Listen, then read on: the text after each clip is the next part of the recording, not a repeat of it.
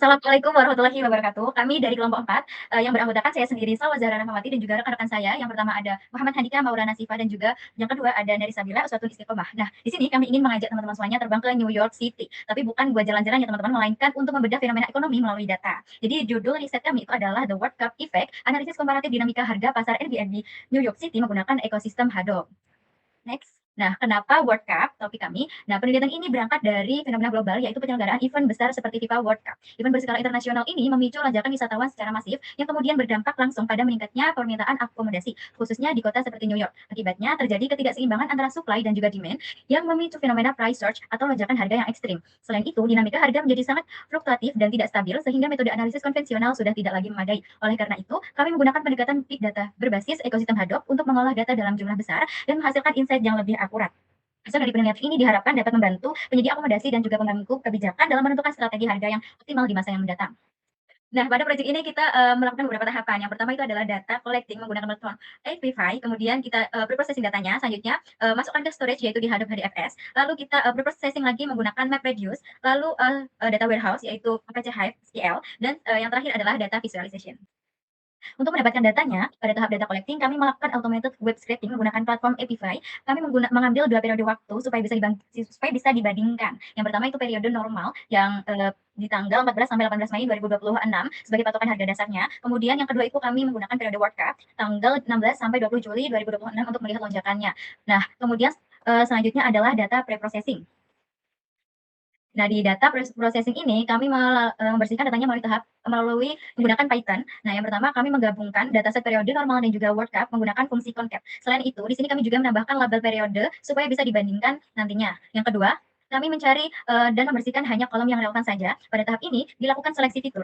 Data hasil scraping itu biasanya punya ratusan kolom dengan nama yang tidak beraturan. Nah, di sini kami menggunakan logika pencarian kata kunci seperti kata price untuk menemukan kolom harga secara otomatis. Kami juga melakukan data cleaning pada kolom ini untuk menghapus simbol dolar dan juga malah mengubah tipenya menjadi numerik. Kemudian kami menggunakan teknik regular expression atau regex untuk memindai ribuan baris teks dan secara otomatis mengekstrak angka yang diikuti kata bedroom atau bed. Jadi sintaks ini digunakan, jadi sintaks deep cleaning itu digunakan untuk mencari jumlah kamar dan jumlah kamar mandinya. Selanjutnya untuk konsolidasi fasilitas itu kami mencari fasilitas-fasilitas yang dimana data asli dari Airbnb itu menyimpan fasilitas secara terpencar-pencar ya, di banyak kolom, misalnya satu kolom untuk WiFi, satu kolom untuk security, dan sebagainya. Untuk memudahkan analisis, kami mengonsolidasikan semua fasilitas yang statusnya true atau tersedia ke dalam satu kolom tunggal bernama fasilitas. Jadi hasil akhirnya nanti berupa kolom yang berasal dari konsolidasi fasilitas yang terpencar-pencar tadi. Ketiga, kami menangani missing value. Nah, dan juga outlier menggunakan untuk missing value kami menggunakan nilai median tujuannya untuk supaya data kami tidak bias dan hasilnya akurat. Sedangkan untuk outlier pada data harga, kami biarkan saja karena itu termasuk informasi harga yang itu memang harga yang sangat tinggi maupun sangat rendah di pasarannya. Nah, untuk kolom lain yang memiliki outlier seperti kolom jumlah jumlah kamar, jumlah kamar mandi ataupun kolom rating kami menghandlingnya menggunakan teknik capping. Selanjutnya kami setelah semua proses tadi selesai, kami menyimpan semua data setnya dalam format CSV seperti pada PPT. Nah, setelah datanya bersih dan siap untuk kita gunakan, sekarang saatnya kita menyimpan ke dalam gudang utama kita, yaitu HDFS atau Hadoop Distributed File System. Nah, di sini ada 4 langkah praktis yang bisa teman-teman lakuin, yaitu memindahkan data dari Windows ke Docker, lalu masuk ke dalam Docker, membuat folder baru bernama raw dan proses, dan memindahkan file data kita ke Linux ke dalam sistem Hadoop. Nah, setelah teman-teman lakukan itu semua, kita bisa mengeceknya secara langsung dengan melakukan HDFS DFS ls rbni proses, yang dimana kita dapat melihat terdapat satu file kita yang sudah kita cleaning tadi. Nah, selanjutnya, ini yang bagian seru ya teman-teman, yaitu MapReduce. Nah, bayangin kita punya ribuan baris data. Mapper bertugas memetakan data berdasarkan alamat dan periodenya. Kemudian datanya disortir dan masuk ke reducer untuk dijumlahkan total listingnya secara otomatis dan efisien di dalam sistem Linux. Nah, teman-teman bisa melakukan seperti ini. Yang pertama, konfigurasi sistem OS Linux, lalu menginstalasi Python 3 untuk menjalankan fungsi mapper.py dan reducer.py, lalu kita menginisialisasi mapper.py dan inisialisasi reducer.py. Lalu kita dapat mengeksekusi pipeline MapReduce.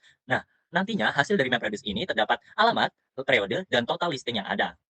Nah, selanjutnya masuk ke bagian data warehouse. Nah, di sini kita dapat mengambil sebuah insight dari sebuah data yang sudah kita cleaning tadi dan melakukan query-query yang kita gunakan di HivePL ini, teman-teman. Nah, yang pertama terdapat perbandingan harga rata-rata antar periode, analisis berdasarkan jumlah kamar, perbandingan harga per wilayah, hubungan rating dengan harga, lalu pengaruh fasilitas terhadap harga, dan top 10 kenaikan harga tertinggi, yaitu dari periode normal hingga ke periode World Cup. Oke, yang selanjutnya kita masuk ke visualisasi. Nah, yang pertama ada visualisasi tentang perbandingan harga per wilayah. Nah, dari visualisasi tersebut dapat kita lihat bahwa persaingannya cukup ketat ya. Menariknya di sini bukan pusat kota Manhattan yang mencatatkan lonjakan harga tertinggi. Justru wilayah yang menjadi penyangga seperti di New Jersey, seperti di West New York dan York Beacon menjadi bintang utama dengan kenaikan harga fantastis hingga lebih dari 500%. Mengapa? Hal tersebut dikarenakan para supporter ini lebih memilih lokasi yang lebih dekat dengan venue, yaitu MetLife Stadium, tetapi tetap memiliki akses kereta cepat ke pusat kota. Sementara itu, di wilayah populer seperti Brooklyn atau Queens, justru cenderung stabil karena jumlah propertinya yang melimpah dan aturan hukum yang lebih ketat. Visualisasi selanjutnya yaitu perbandingan harga berdasarkan jumlah kamar, yang dimana profil tamu yang profil tamu dari Piala Dunia itu sangat unik. Jika biasanya apartemen yang kecil berisi 1 atau 2 kamar menjadi prioritas mereka ketika traveling, maka pada saat musim bola tiba, para traveler ini lebih memilih untuk dalam menjadi grouping gitu ya. Dan menuju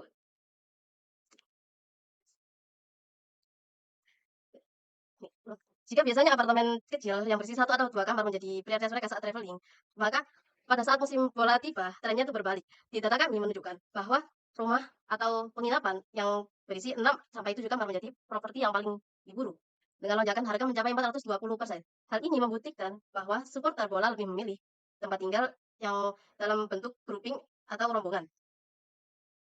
Kemudian yang selanjutnya adalah hubungan peranting dan harga. Profil di sini satu anomali yang paling mengejutkan, di mana dalam logika pasar normal penginapan rating bintang 5 pastinya yang termahal. Tetapi pada saat World Cup, predikat excellent justru bukan jaminan harga yang tertinggi, tetapi secara tidak terduga penginapan dengan rating average harganya melonjak paling ekstrim hingga menembus $90.000 per malamnya. Fenomena tersebut dinamakan rush resort, di mana turis yang sudah kehabisan opsi yang bagus terpaksa menyewa apapun yang tersisa dengan harga berapapun itu. Di sisi lain, pemilik penginapan rating standar ini merasa lebih bebas untuk melakukan tembak harga karena mereka tidak terlalu khawatir merusak reputasi jangka panjang seperti para pemilik penginapan mewah. Yang selanjutnya yaitu visualisasi level fasilitas versus harga. Nah, kita juga dapat melihat bahwa wisatawan World Cup ternyata sangat pragmatis, di mana mereka tidak terlalu peduli dengan fasilitas mewah seperti kolam renang ataupun jeep pribadi. Properti dengan fasilitas lengkap, tetapi sangat fungsional dengan kehidupan mereka, yang berisi dengan fasilitas wifi yang lancar, mesin cuci, dan dapur yang memadai. Justru lebih laku keras dan harganya lebih naik tajam, seperti pada visualisasi di yang komplit. Bagi mereka, kenyamanan dasar adalah segalanya karena sebagian besar waktu mereka dihabiskan di stadion. Hal ini membuat penginapan kelas menengah menjadi segmen yang paling diburu dalam memainkan harga dan meraup keuntungan maksimal di pasar internasional. Yang selanjutnya yaitu visualisasi top 10 properti yang paling oportunis. Sebagai penutup, mari kita lihat siapa coba yang paling gacor di dalam momen ini. Di top 10 properti penginapan paling oportunis, hampir semuanya berkumpul di Jersey City, di mana dengan rekor kenaikan harga mencapai 715%. Strategi mereka adalah memainkan lokasi yang strategis sebagai titik transit dengan harga awal yang rendah sehingga ruang kenaikannya sangat besar dan memanfaatkan aturan hukum di New Jersey yang tidak seketat New York. Temuan ini menjadi pengingat penting bagi kita semua bahwa dalam event global, lokasi dan kapasitas mengalahkan segalanya. Dan fenomena ini menuntut perhatian lebih dari otoritas untuk melindungi hak-hak wisatawan di masa depan.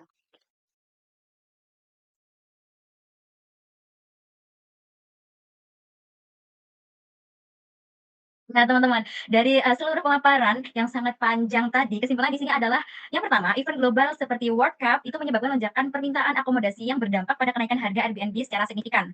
Nah, kemudian yang kedua, terjadi ketidakseimbangan antara supply dan juga demand sehingga memicu fenomena price research dan fluktuasi harga yang tinggi. Yang ketiga, analisis big data dengan Hedop itu terbukti diperlukan untuk mengolah data dalam skala yang besar dan memahami dinamika harga secara lebih akurat. Hasil analisis dapat digunakan sebagai dasar dalam menentukan strategi harga dan kebijakan yang lebih optimal di masa yang mendatang. Akhir kata dari kelompok kami, mohon maaf jika ada perkataan-perkataan yang kurang sesuai. Wassalamualaikum warahmatullahi wabarakatuh.